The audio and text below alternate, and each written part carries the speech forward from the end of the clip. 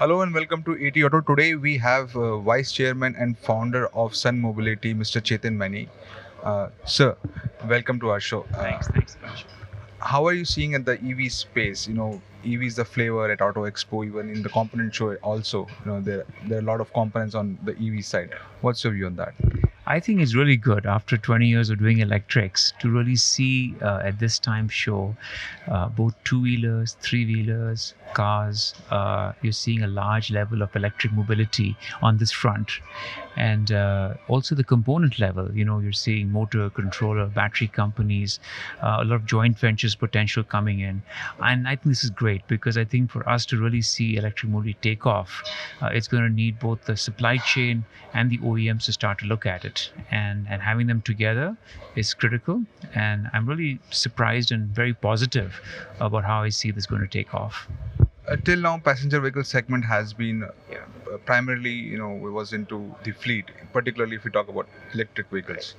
But many OEMs have taken a step forward and launched passenger vehicles in the electric space. How do you see that, and which segment do you think will populate further in the electric vehicle space? See, I've been in the car space for a very long time. I think in India, for electrification, it's going to start with three-wheelers and two-wheelers and shared. They constitute 85% of Indian market space, and so that will be the largest play. And then I think it'll be buses and some of the commercial vehicles. So these are going to be the first parts. But it's good to start to see personal cars come out.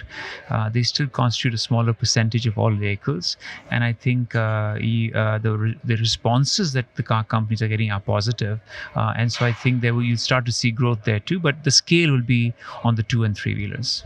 You have worked around all the technologies like passenger vehicles. Now you're working on a swappable battery. What is the actual, for the Indian scenario? What technology will work? See, India needs to be technology agnostic, right? We have to think of what the customer wants. If I'm a three-wheeler driver and I want to have a lower cost of operation, upfront price, and one day I may do 100, one day I do 150, I don't have charging points at home, I want to pay-as-you-go model. Battery as a service and swapping makes a lot of sense for me. Also, with the higher temperatures, you can't air condition the batteries for life, right? So I think in two and three wheelers, especially in shared mobility, swapping would make a lot of sense. In personal mobility, people can charge at home or at work, shorter distances being traveled. Regular infrastructure with slow charge or fast charge would work, right? In the case of buses, if you're doing city driving, a lot of it, then swapping would be great. If you're looking at going to school buses and a smaller battery pack, you don't need to swap that much. You can use overnight, longer charging. So what we should think of is what does customers want? How do we give a value proposition to them? And so you will have swapping, you will have fast charging, you will have regular charging, you'll have flash charging, all coexist, and different platforms will have different technologies. With FAME 2 coming into the picture and many OEMs taking step forward towards launching new vehicles, even the many new startups have come in. Yeah. Do you think 2020 would be the inflection point for electric vehicles, or by what's your forecast in terms of when we can see the real demand coming from the consumers? Well, I think that there's always a gap between what the demand is and are we ready. So what you're seeing is this year a lot more launches coming out, which means that this is a start-off point here. And I think next year when you start to see a real takeoff, because the ecosystem has to get ready. You say go, supply chain has to be ready. So people don't have that kind of capacities this year. But what you will see is in many areas is working. You'll see shared mobility providers using it. You'll see personal mobility using it. You will see two, three-wheelers and form factors. We'll probably have several thousand buses in our country running, and that will also give experiences. So I would say this year would be a year of seeding, and probably next year would be a year of growth. So what is your projection for electric vehicle space for next 10 years? How much we will able to cater?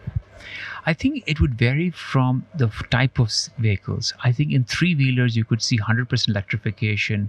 Maybe in two-wheelers, under 150cc equivalent performance, also very high forms of electrification, maybe 50 to 70%, right? And maybe on shared cars, maybe also 70 to 80%, so taxis and those fleets. Personal mobility, maybe 20% to 30%. Buses, I think, can go 100%. So I think depending on the usage and the product, you would see variation where in some form factors could be 100 and some could be as low as 20. as the industry is moving towards electric vehicle space, the new technology, there many fear that there will be many job losses of the on the service side of things.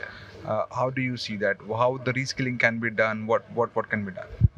I think there's several things happening down. One, definitely we need reskilling, right? But the opportunity is so big for India. If you look at it, how India led the the motorcycle and scooter market and the small car market, we became a hub. Imagine if we're able to invest today on the e-mobility side. 5 to 10 years from today, India could be the hub globally on this area. So instead of looking at it as a risk, we should be seeing it as the opportunity. The second part is it's important that when this transformation happens, how do you take the entire ecosystem together, right? So for example, you have a dealer network. Tomorrow, the guy can use a swapping station and earn some money out of it. So each of the ecosystem players in the transformation should be part of it. If they're all taken along, right, then it's about where the distribution happens around the financial incentives and everything. So yes, we'll have to learn new. 50% of our bill of material is different. Batteries, motors, chargers, controllers, all of these are going to be new things. But it's an important area where the countries in 5 years have caught up. So we don't need 50 years. So if we put right policies in place, we put the right support, and the tier one and OEMs come in, 5 years from today, India can have a leadership in this area, not just in India, but also globally. Thank you so much for joining us.